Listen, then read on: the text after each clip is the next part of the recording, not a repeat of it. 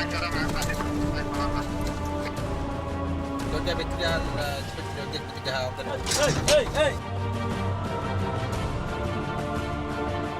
والله يومين 3 يوم اسبوع عادي.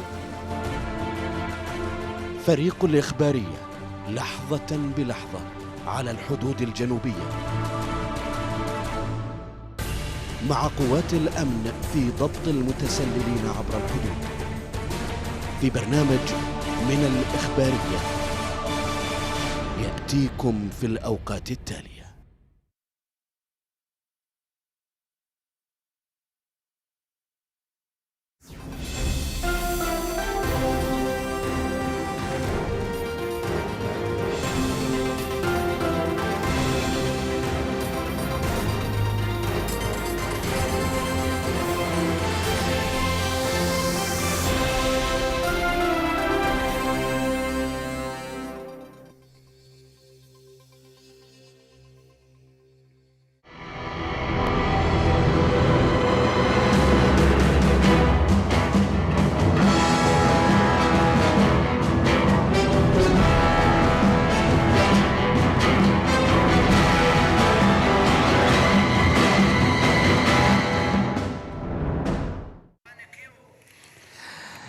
السلام عليكم ورحمة الله وبركاته.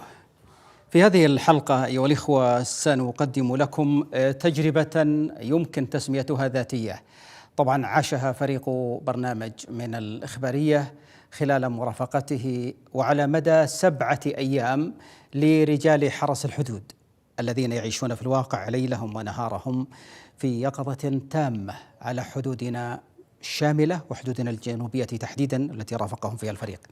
لن نقدم في هذه الحلقة أيها الإخوة نقدا أو ملحوظات، بل سنقدم الجانب المشرق لجهود هؤلاء المواطنين المخلصين.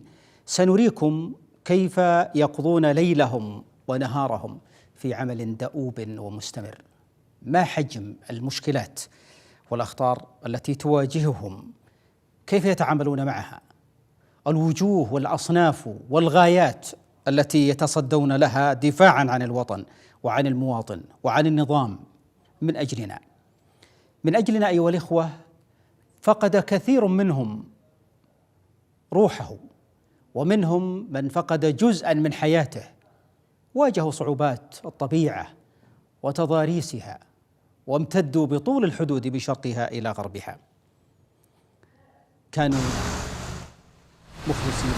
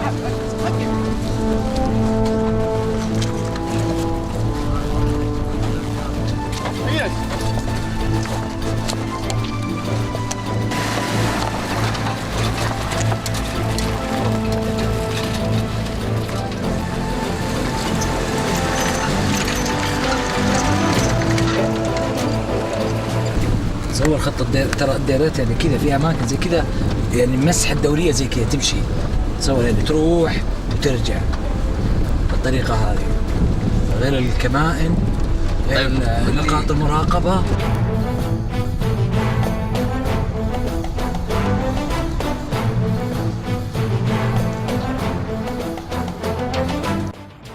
كم تبعد اليمن من هنا؟ تقريبا حدود بالنسبة على موقع القبض حدود 500 متر. نعم 500 متر. كيف تم القبض عليهم؟ تم القبض عليهم طبعا عن طريق كمائن راجلة من قبل الأفراد، ويحاولوا يتوزعوا في أماكن ما تكون واضحة لهم إلى عندما يظهرون على مقربة حدود من 10 أمتار إلى حوالي يبدأ يظهر عليه الكمين ويبدأ في عملية التفتيش. البحر جيت؟ إيه. كم يوم جلست في البحر؟ ممكن 10 يوم واحد. 10 يوم. كم عددكم في القارب؟ سفينة. اي سفينة. تجينا أنا 66. 66 كله اثيوبي. صومالي اثيوبيا. ها؟ طيب كم تدفع فلوس عشان انت تجي هنا؟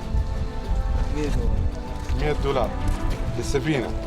طيب لما جيت هنا من اليمن على هنا من في احد يدلكم على الطريق تعطيه فلوس؟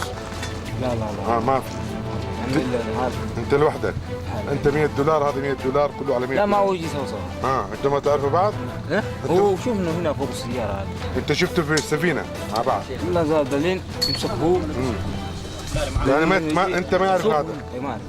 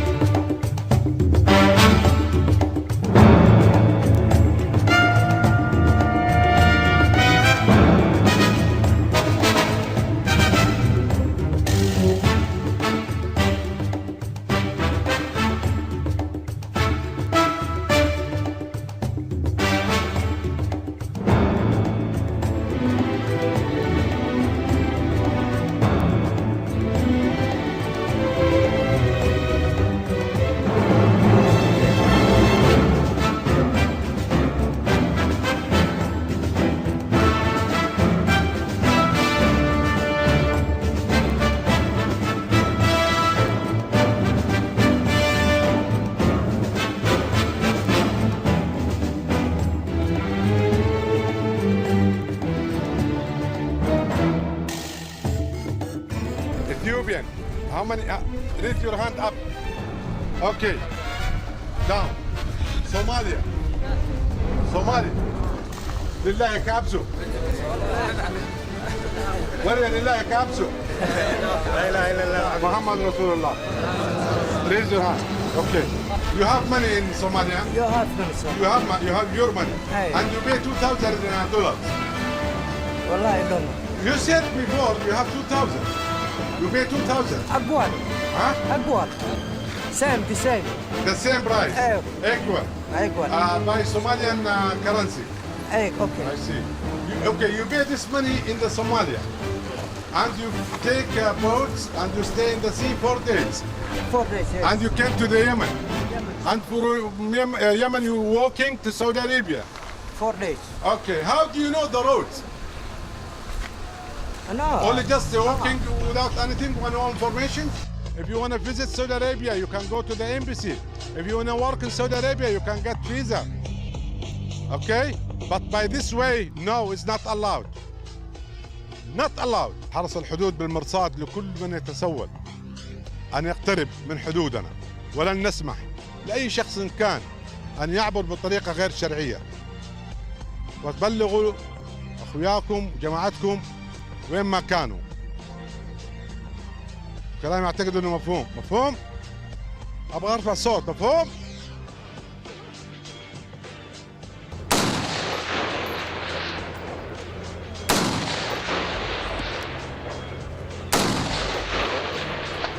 نعطيكم إحصائية الآن فيما يخص الذخيرة.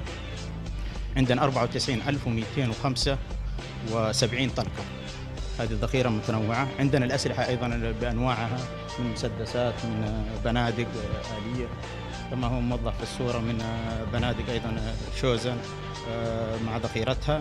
فعندنا بالنسبة للأسلحة 1698 قطعة. وعندنا بالنسبة فيما يخص قارورة الرزقي عندنا 4. القات عندنا 15,810,360 كيلو جرام. فيما يخص الحشيش عندنا 749 جرام كيلو جرام. هذه الإحصائية طبعا ل4 شهور اعتبارا من بداية العام، من 1/1 إلى 29/4/1434. فيما يخص التسلل موجود عندنا المتسللين 9092 متسلل. الأشخاص المقبوض عليهم في قضايا موجود عندنا 473. المبالغ المالية عندنا المقبوض 1,300,000 وثلاثة 13,780 ريال. الألعاب النارية اللي تم القبض عليها بالكيلو جرام عندنا 6,819 كيلو جرام. المواشي عندنا 19,981. السيارات المستخدمة في التهريب عندنا 165 سيارة. فيما يخص مقبوضات أخرى متنوعة زي المواد الغذائية وهذه بالكيلو جرام. وفيما يخص الشمع عندنا مثلا مقبوضة 585 كيلو. الدقيق عندنا 1385 كيلو جرام. الدخان عندنا 67.6 كيلو جرام. قدم طبعا حرس الحدود في خلال هذه الفترة كثير من التضحيات في سبيل القبض عليها، وتوفى عندنا رحمة الله عليه أحد الأفراد في أثناء المواجهات مع المهربين، وإضافة إلى كثير من الإصابات اللي تعرض لها أفرادنا خلال المواجهات. الصناديق هذه المقفلة وش يعني؟ هذه ذخيرة نعم، وهذه عينتها. هذه السيارة حقيقة وهي مرة من جهة نقطة تفتيش نادي العقبة، وأثناء التأكد من بطاقة أحوال القائد العربية وقائد السيارة شكوا أفراد الدورية في وضع السيارة، وكانت محملة كما تلاحظ بأعشاب وعدد من الغنم تقريبا، وكان الفايبر هذا موجود على الحوض وكأنه السيارة لا يوجد بها أي شيء وعليها الحنايا، إلا أنه فطنة رجال حرس الحدود ومن واقع خبرتهم شكوا في أمر السيارة، فاتضح لهم أنه وضع الصاج هذا غير طبيعي. عندما تم خلع الفايبر ومن ثم بدأ في خلع عملية الصاج اللي انتم ملاحظينه، اكتشفوا أن هناك مخزن كما تلاحظ الآن في المنطقة هذه، ووجد قطاع الدائر في هذا الموقع في هذا المكان بالذات ما يقارب 16,000 طلقة، 16,000 طلقة، وتم طبعا القبض على السيارة وتم التعامل معها بالنظام، وهذه أحد الوسائل في عملية التهريب الذخيرة بالذات. نحن طبعا في قطاع حرس الحدود بالدائر جميع هذه السيارات اللي تلاحظها الآن هي سيارات تهريب وتم القبض عليها ولله الحمد، طبعا بأنواع تهريب مختلفة سواء أسلحة أو ذخيرة أو مواشي. وكما تلاحظ بعض السيارات طبعا لم يتم إيقافها إلا بعد إطلاق النار، مثل السيارة اللي أمامنا الآن تم الصالون هذا تم عليها القبض بعد إطلاق النار عليها كما تلاحظ في الكفر الخلفي. وطبعا هذه جزئية بسيطة، الحوش تقريبا مليان من السيارات، ورجال حرس الحدود لهم بالمرصاد إن شاء الله. أهلا بكم مجددا أيها الإخوة المشاهدون الكرام، وأرحب بضيفي في هذه الحلقة سعادة العميد محمد بن سعد الغامدي الناطق الإعلامي بالمديرية العامة لحرس الحدود. مرحبا بك سعادة العميد. أهلا وسهلا، الله يحييكم. خلينا في البداية سعادة العميد يعني نفهم هل التسلل عندنا في هذه المناطق هو في اتجاه واحد أم فيه تسلل أيضا؟ أنتم دوركم الآن في اتجاهين، وما طبيعة حقيقة هذه الأفواج التي تابعناها الآن؟ بسم الله الرحمن الرحيم. أولا شكرا لكم على إتاحة هذا الوقت. طبعا بالنسبة للتسلل يقصد فيه الدخول أو الخروج من المملكة بصورة غير مشروعة. طبعا حرس الحدود يواجه التسلل من الداخل أو من الخارج. مثلا هناك من يحاول الخروج بصورة غير مشروعة، مثلا قبض حرس الحدود على أشخاص كثيرين من جميع الجنسيات يحاولون الخروج. عندما يحقق معهم حرس الحدود يتضح أن خلفهم قضايا إما تكون جنائية أو أمنية أو مطلوبين. هل يهرب شيء من لدينا من داخلنا إلى الخارج، من داخل المملكة الخارج؟ أنا أتحدث الآن عن التسلل. نعم. التسلل. نعم.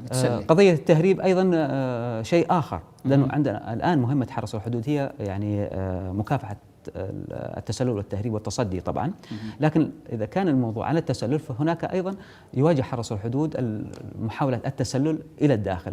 طريقة التعامل تختلف مع المتسلل أو المهرب، وحتى تطبيق النظام العكسية هذه. نعم. سواء التسلل كما سميتموه، نعم. أو التهريب من الداخل للخارج، يعني قد يكون كما تفضلت عليهم قضايا جنائية، لكن أيضا هل هناك أشياء لدينا تهرب إلى خارج المملكة؟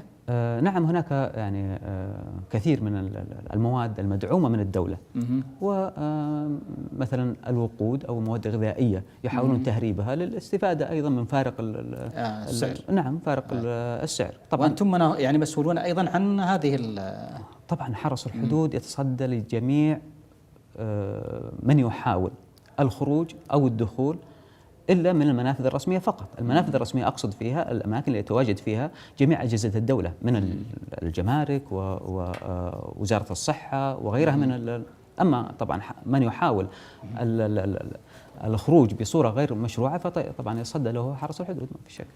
نعم، هذا في مفهوم التسلل، وهذا الكلام ينطبق على حدود المملكة من كل الجهات، يعني حدود دولية كاملة. طبعا هناك أيضا الحدود البرية والبحرية.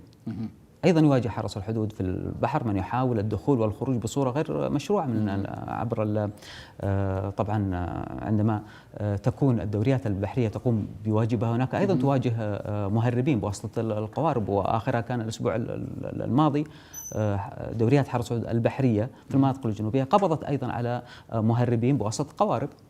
فالتهريب ليس فقط بر، وإنما بر وبحر. يواجه حرس الحدود أنواع وأشكال من قضايا التهريب.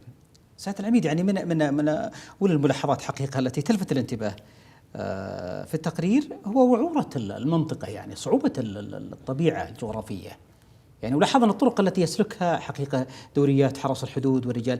هنا كيف تغلب يعني رجال حرس الحدود على هذه الطبيعة؟ كيف يعني يتعاملون معها رقابيا؟ يعني ما طبيعة الأجهزة التي يستخدمونها؟ تتبع يعني المتسللين أو المهربين، كيف يحصل في هذه حقيقة المنطقة الوعرة جدا يعني؟ طبعا حرس الحدود وضع خطط عمليات متقنة، ويقوم الرجال بتنفيذ هذه الخطط. تتجدد هذه الخطط حسب طبيعة والتضاريس. يعني هناك خطط تنفذ في الأماكن أو المواقع الصحراوية وتختلف عنها في مواقع الجبال. لا أخواني، أعطونا صورة الجبال، شو تبعنا هذه المنطقة حقيقة. نعم، يعني نعم. سواء على مستوى المتسلل نفسه يعني، أو على مستوى حتى الأجهزة الأمنية التي كيف استطعتم فعلا يعني هذه الخطوط التي تسلكونها الآن اللي ظاهرة على الشاشة معنا؟ نعم تفضل. في واقع التضاريس في المناطق الجنوبية يختلف أيضا عن أي تضاريس أخرى في المملكة، وهذا ما يجعل يعني بعض المتسللين يعني يخترق أو يحاول أيضا الوصول. هناك أسباب يعني بالنسبة للمناطق الجنوبية، وشهدنا هي أكثر المناطق التي تشهد كثافة في أعداد المتسللين الذين يعني يأتون إلى منطقة جازان بالذات. العدد يتراوح من 800 إلى 1200 يعني يقوم حرس الحدود بالقبض عليهم يوميا. كم بالضبط يوميا؟ من 800 إلى 1200. إحصائياتنا من بداية هذا العام إلى الآن حوالي 120 ألف متسلل. العام الماضي قبض حرس الحدود على 338 ألف متسلل. طبعا هذه الأعداد ضخمة جدا. هؤلاء يسلكون هذه المناطق الوعرة؟ طبعا يعبرونها؟ طبعا هم كثيرين من المتسللين الأفارقة يأتون بحرا من أفريقيا ويستخدمون مثلا الأراضي اليمنية حتى يوصلون للحدود السعودية. هناك من يسهل لهم أيضا. وطبعا مثل ما شفنا حرس الحدود يواجه أعداد كبيرة. أيضا هناك يعني كثير من المتسللين يصلون إلى الحدود إما جريح أو مصاب بسبب بعضهم يصاب بلدغات الأفاعي والعقارب. يقوم حرس الحدود بإسعافه وتقديم المساعدة اللازمة. يقوم أيضا حرس الحدود بتقديم الإعاشة لهم. هؤلاء الأعداد لابد لهم يعني أكل. نتعامل بطريقتين: طريقة الإنسانية مع المسالمين، وطريقة أيضا استخدام القوة مع من يحاول أيضا الدخول، لأن هناك متسللين يحاولون أيضا الدخول عنوة باستخدام السلاح، وهناك أيضا واجه حرس الحدود كثير منهم من المتسللين عندما استخدموا القوة واجههم حرس الحدود وتصدى لهم. هناك كثير أيضا من حرس الحدود أصيبوا.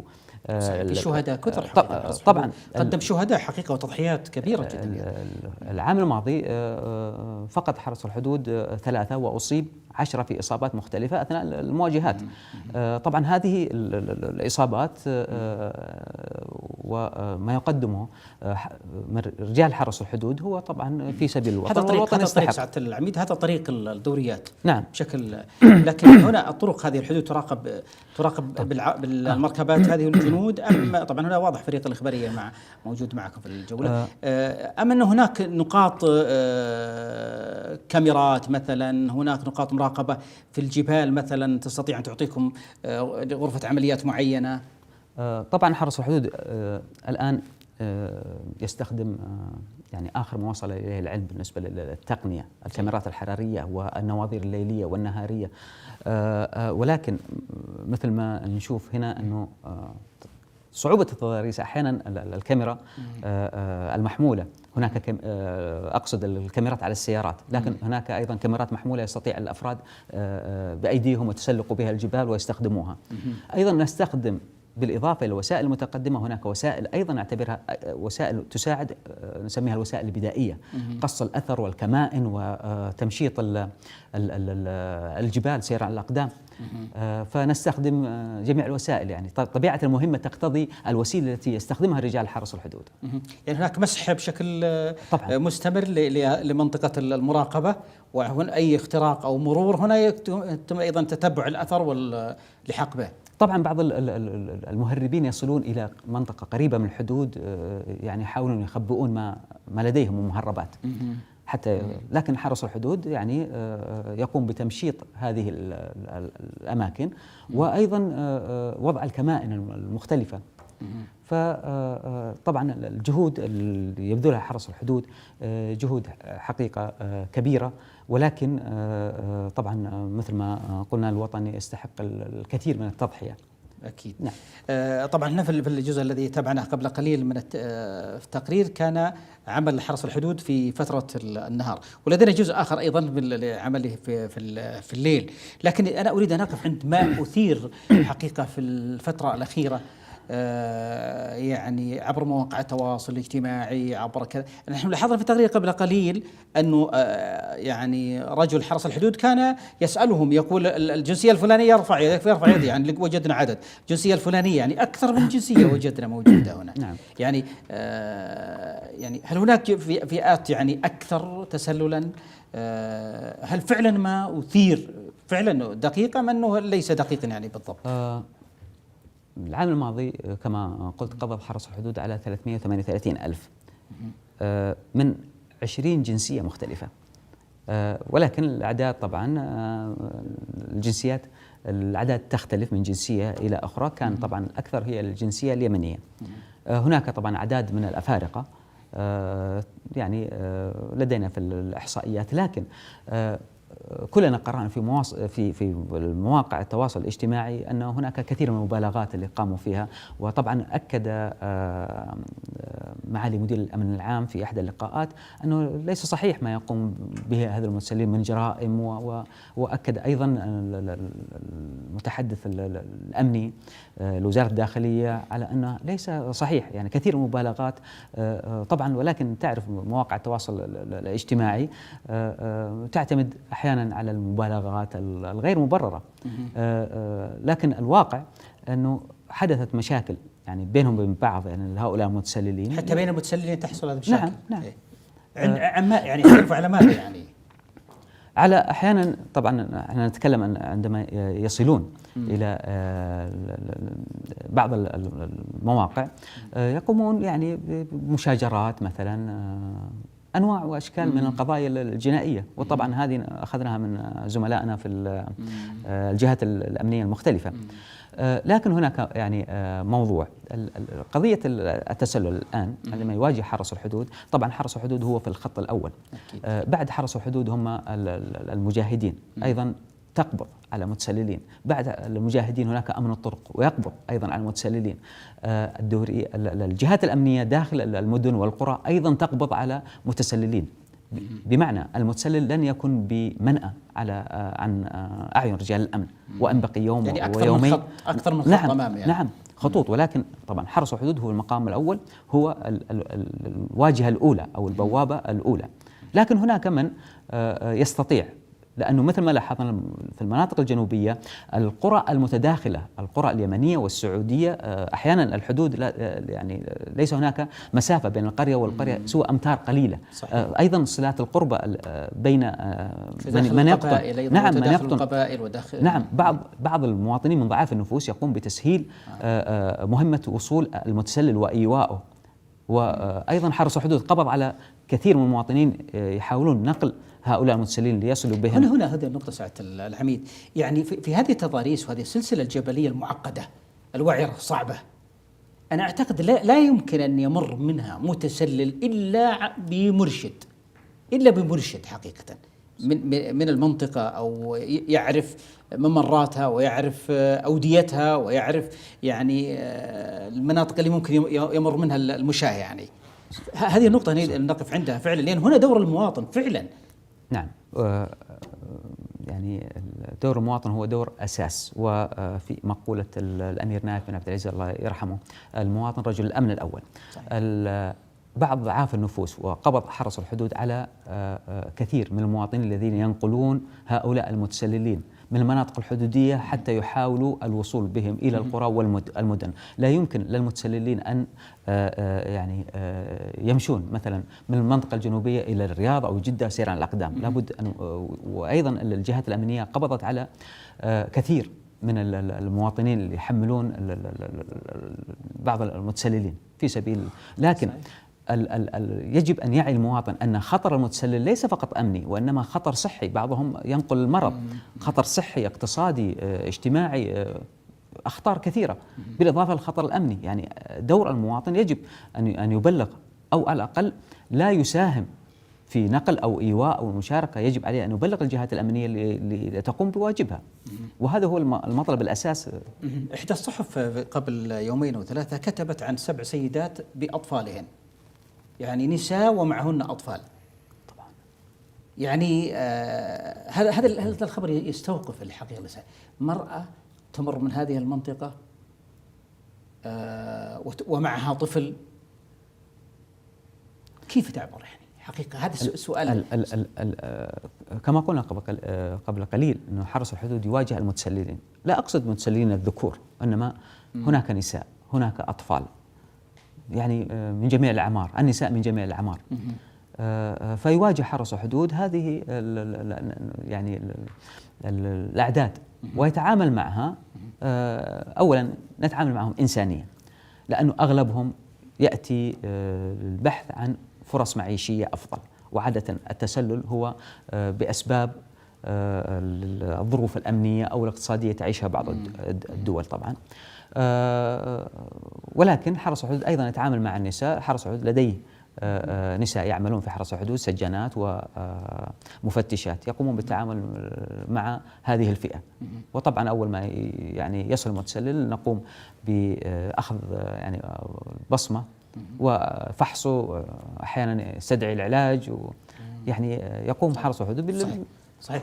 طبعا المملكة ليست بمعزل عن العالم، هي بلد ضمن دول العالم، بلا شك أن يأتيها الكثير ويخرج منها الكثير، ولا تعترض. يعني الفكرة ليست فكرة أنه لا يأتي أحد، الفكرة في أنه لا تأتي إلا وفق النظام، يعني ومن حقها أن تدافع عن هذه الأنظمة التي وضعتها، ولا يأتي أحد إلا وفق هذه المعايير وهذه اللوائح وهذه التعليمات وهذه الأنظمة. يعني قضية أن تأتي نساء بأطفالهن أو يأتي هذا، لكن بالطرق المشروعة ليس هناك مشكلة يعني حقيقة.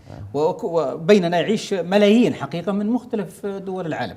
أعودنا إلى نقطة ما أثير في المواقع الاجتماعية، مواقع التواصل الاجتماعي، يعني وأنت ذكرت أرقام، ذكرت 120,000 وذكرت 338,000 وذكرت أرقام يعني. نعم. هل في الفترة الماضية هذه لاحظتم زيادة في عدد المتسللين؟ تقريبا يعني العام الماضي وهذا العام تقريبا يعني متقاربة. خلال الأسبوع الماضي أصدرنا إحصائية عدد المتسللين خلال الأسبوع كان حوالي 5600. مثل ما يعني قلت في البداية أنه يتراوح العدد من 800 إلى 1200 يوميا. يعني بقي العدد كما هو عدد المتسللين. ليس هناك يعني تغير في نسبتهم يعني شيء بسيط يعني قليل مثلا؟ يعني أعداد قد تكون قلت نوعا ما. على كل لدينا الآن سعادة العميد لدينا تقرير أيضا ينقل واقع حقيقة دور حرس الحدود في فترة الليل، لأنه مضينا معكم 24 ساعة فأخذنا جزء في النهار. الآن لدينا تقرير أيضا في الأعمال والمهمات والدوريات في الليل، وحصل فيه حقيقة أيضا بعض المواقف حقيقة لفريق الإخبارية أثناء التصوير. نتابع تقرير الآن. ممكن تخبرني الموقع اللي احنا متواجدين الآن فيه؟ احنا الآن في مركز المهدف تابع لقطاع الحرة منطقة جيزان حرس الحدود. طبعا الحد الآن يبعد عنا تقريبا 200 متر 300 متر. طبعا البلد المجاور اللي هو اليمن في طبعا القرى اللي هو المزرق وفي قبائل بالجوار يسكنون فيها. طبعا أغلب المهربين كلهم الآن يتواجدون من قبل صلاة المغرب على الحد عند العلامات الحدودية في حين يحل الظلام يبدون في تسللهم عن طريق الحد، ولكن عن طريق الأنظمة الحرارية المتواجدة والدوريات المرابطة فيها ثغر دائما مستعدين لهم إن شاء الله. 48 من 31 22 إلى سرور 31 18 أجد توجه باتجاه الزفلت اللي يوديك باتجاه الضلع. حاول تستعجل. الآن نوجه الدورية على نفس اتجاه الأهداف، وبعدها نوجه الدورية على موقع الشخص اللي تم القبض عليه.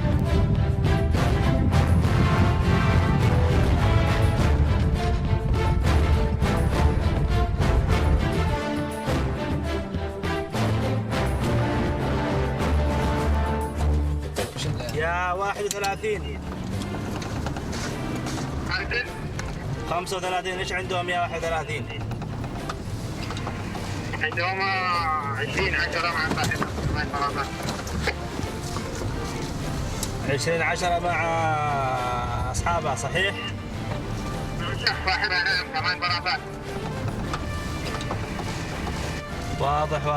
تم ابلاغنا عن طريق القياده والسيطره في قطاع الحرات عن مقبوض 2010. طبعا 2010 هذا هو احد المقبوض من المقابلات المخدره مع شخص. طبعا هو شخص عن طريق النظام الحراري تم توجيه الدوريه وتم القبض على الشخص بالمهرب الذي 300 متر. واضح العلامه. طبعا هم الآن يعطون الأقرب علامة حدودية من موقع المهرب والمسافة اللي هو مثلا من العلامة الحدودية إلينا موقع القبض. طبعا موقع القبض يقول هنا 300 متر. واضح. كذلك الفرقية جهزوا لنا وكلمونا المجال الثاني. طبعا هذا عن طريق القيادة والسيطرة والمركز اللي هو الجهة القابضة. طبعا الدورية القابضة تبلغ المركز والمركز يبلغ القيادة والسيطرة بقطاع الحرة. الآن قطاع الحرة يمرر البلاغ لقيادة المنطقة اللي هو عادل.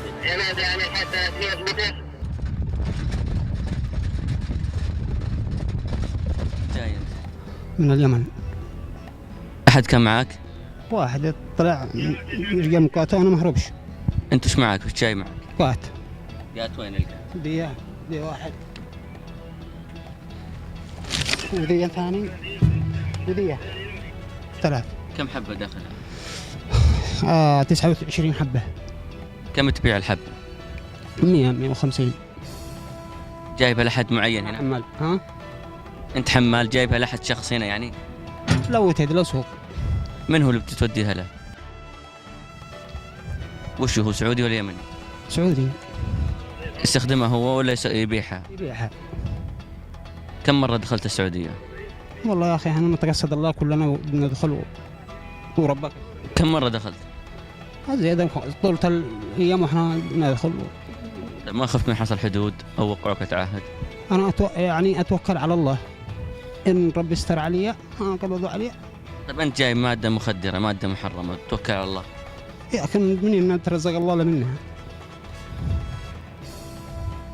في أحد جاي من زملائك خلفك بعد؟ مليان وحمالي تلقى مربخة مليان، بس ما أدري أنه هنا يؤخذ يا الخط من خطط مليان. تتذكر كم مرة جيت؟ والله طولت الأيام الحين ما زيادة لي من 2 وأنا شغال. في اليوم كم مرة تيجي؟ مرة واحدة.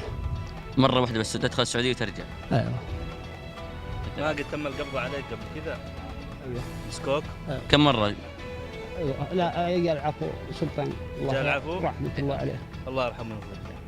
كم مرة مسكوك؟ كم مرة تم القبض عليك؟ كل مرة واحدة الذي علي سابقة. وأطلقوا سراحك؟ عفو. طيب العفو شملك وترجع ثاني مرة؟ ها؟ العفو ما سووا يا أخي معيشتنا إلا كذا. تدري كم عقوبة اللي يرجع ثاني مرة؟ مش حكم الله، حكم يعني كذا حكم الله، ما هو الواحد يسوي على واحد ترزق الله على عياله يسوي. تم مشاهدة الشخص عن طريق الأنظمة الحرارية، نظام المراقبة، تم توجيه الدوريات وأنتم عدا كنتم معنا في نفس الحدث وعشتوا الحدث وعشتوا كيف تفاصيل الحدث وعشتوا كيف توجيه الدورية عن طريق النظام، وفضلا من الله سبحانه وتعالى تم القبض على الشخص. طبعا الشخص الثاني لاذ بالفرار كون المنطقة اللي أنتم شفتوها صعبة، كثيفة أشجار وظلام شديد وقرب الحد أيضا يساعدهم على أنه على طول يرجع من حيث أتى.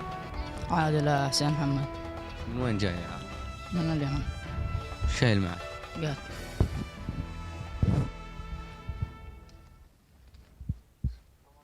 هذا شنو؟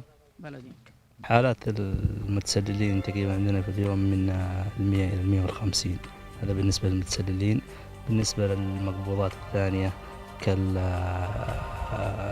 كنوع مخدر تقريبا أحيانا في اليوم تكون في 1000 حبة كدفعات، و2000 و1500، مرات تكون 500 على حسب الطلب. أيضا فيه حشيش، لو مادة الحشيش المخدر نفس الشيء على 52 بلاطة، على 35 بلاطة.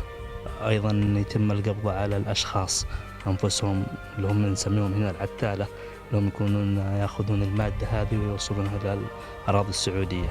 طبعا مثل ما شفتم قبل شوي تم القبض على شخص كان عن طريق مشاهدة النظام الحراري، تم توجيه الدورية المساندة اللي مع النظام وبالتواصل عن طريق أجهزة الاتصال اللاسلكي تم القبض على الشخص. ما هي عقوبته الآن؟ رجع ثاني مرة ثالث مرة، وش عقوبته؟ وش تسوي حصل الحدود؟ طبعا حنا بالنسبة لحرس الحدود يطبق عليه نظام أمن الحدود. إذا كان الشخص مثلا أول مرة يأخذ عليه تعهد كأول مرة تسلل، ثاني مرة، ثالث مرة، طبعا يطبق فيه نظام أمن الحدود اللي هو 3 شهور سجن، بعدها تضاعف عليه العقوبة 6 شهور إلى سنة. إذا تكررت منه الحالة عاد هذه الساعة يكون في اتخاذ إجراء ثاني، يحال لجهات الاختصاص لتطبيق النظام، اللي هو كون إذا كان مثلا الشخص عنده مخدرات أو أسلحة أو فكر، كلنا على حسب الجهة اللي راح نحيل لها بالقضية بالجرم اللي تم القبض عليه فيه. كيف ترى استخدام العنصر النسائي في التهريب؟ إحنا لما يتم القبض على نساء عندنا أيضا هنا مفتشات نسائية برتب عسكرية، يتم الاتصال ويتم توجيههم للمركز ويتم تفتيشهم عن طريق النساء. إذا تم وجد معهم مهربات في هذه الحال يتم اتخاذ الإجراءات اللازمة ومن ثم إحالتهم. طبعا يكون في حضور في التحقيق، طبعا يحضر مندوب من هيئة التحقيق والادعاء العام. هذول من الجنسية الأفريقية يا 37 16 يمنيين و41 أفارقة. هذول في المركز اللي أنتم جايين حصلتوهم الآن، هذول طبعا تم القبض عليهم خلال اليوم، والآن تم إيصالهم للمركز المهدف. أي نعم. جيت في البحر، جيت البحر بعدين وصلت اليمن. وفي اليمن وين وصلتي؟ وصلت شارع نعم بحر. كم قعدتي في اليمن؟ أسبوع. بعد اليمن جيتي على طول؟ لا أنا يمشي أسبوعين يمشي. ودخلت السعودية متى؟ الساعة 6. ومتى قبضوا عليك؟ الساعة 26 مش داري. الآن الصومال. ايوه. كيف جيت من الصومال لليمن؟ في سيارة. من لا الصومال من لليمن. من الصومالي لا من آخر البحر.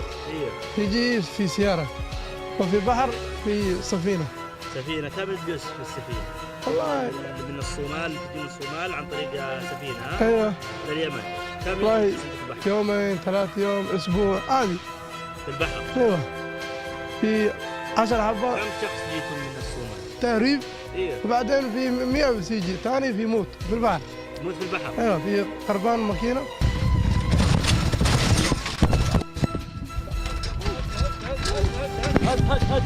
هد اي وقف خالد.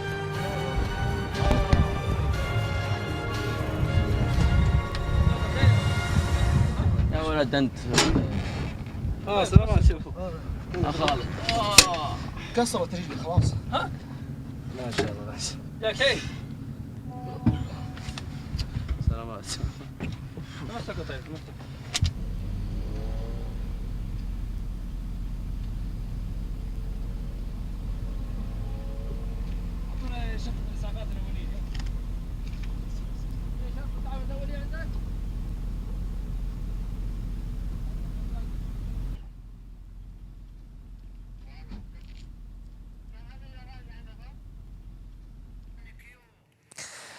إذا واضح أن زميل سامي لا يصلح في حرس الحدود يعني لا يستطيع حقيقة. لكن أنا استوقفني سعادة العميد هنا موضوع الأنظمة في الليل خاصة في هذه التضاريس الآن ووضع المتابعة الليلية. أشار في أحد حديثه إلى الأنظمة الإلكترونية، قال نريد أن نقف عندها أيضا.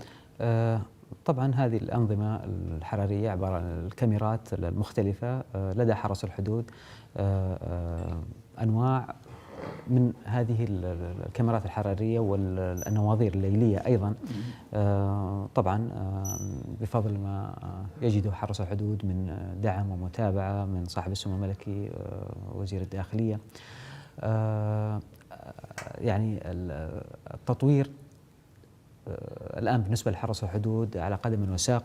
هناك أيضا مشروع متكامل لتطوير حرس الحدود، البنية التحتية وأنظمة العمليات والتدريب وتطوير أيضا الكوادر.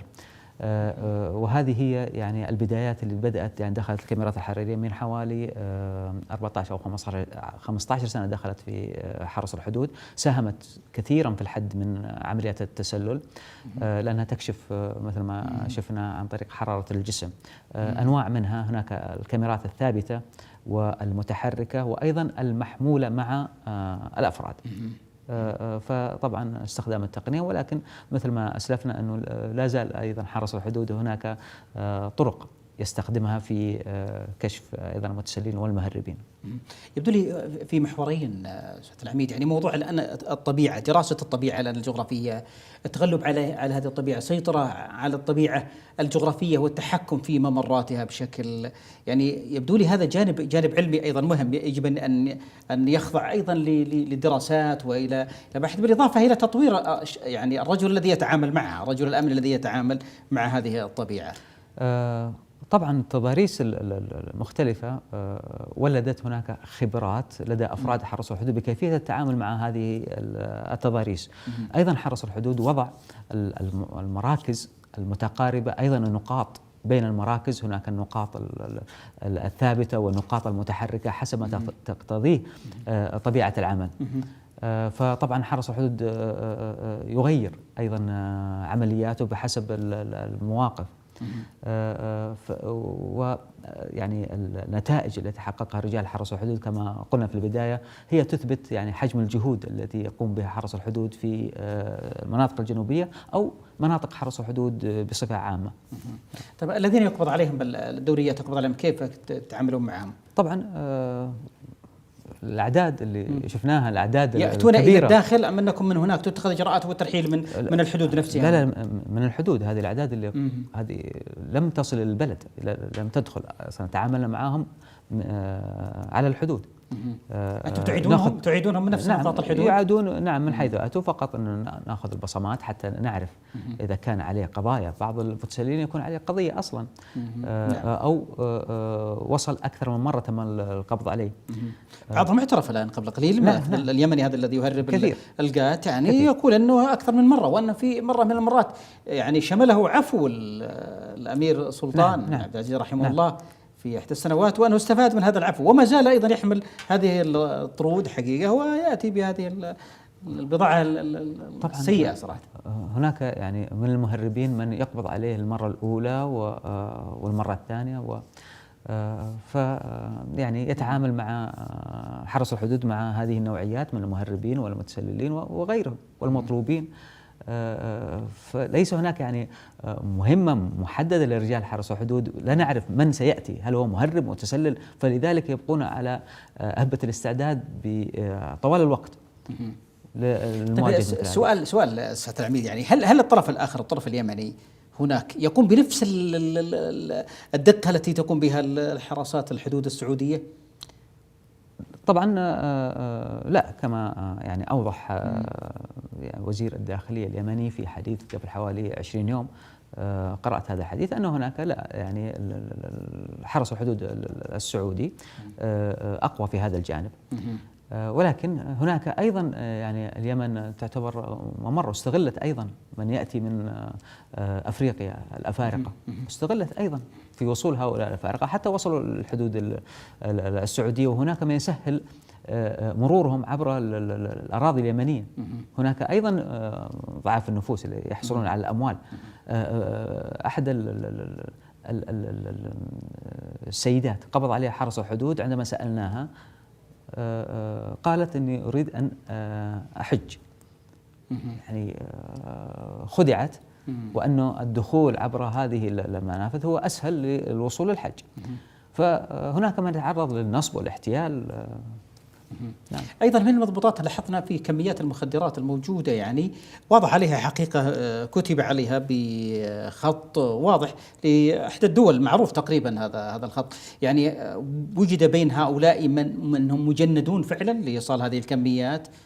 طبعا حرس الحدود يتعامل مع جميع أنواع المتسللين والمهربين بشكل عام دون تفرقة. المتسلل هو متسلل، المهرب هو مهرب. البضائع التي تأتي يعني تعرف تمر أحيانا دول العالم بشكل عام تعاني من قضايا التسلل والتهريب، يعني مثل ما تفضلت أنه يعني المملكة ليست منأى عن قضايا التهريب.